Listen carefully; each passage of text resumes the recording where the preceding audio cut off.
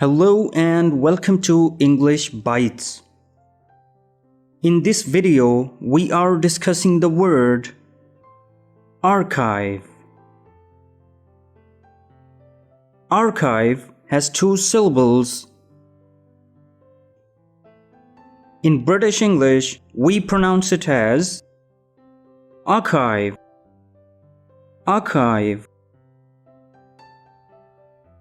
In American English, we pronounce it as archive. Archive. Now, let's understand its meaning. An archive is like a special place where important things are kept and saved for a long time. It could be old letters, pictures, or documents that people want to remember and save for the future.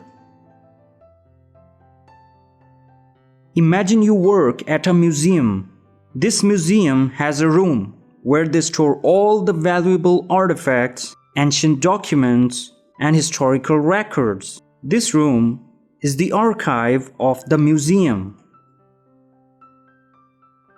The example sentences are: Number 1. I found an old photo in the family archive. Number 2. The archive room is filled with historical records. Synonyms of archive are record, store, save. And the antonyms are delete, forget, remove. This word is a noun. Common preposition used with the word archive is of, and the other prepositions are in and on.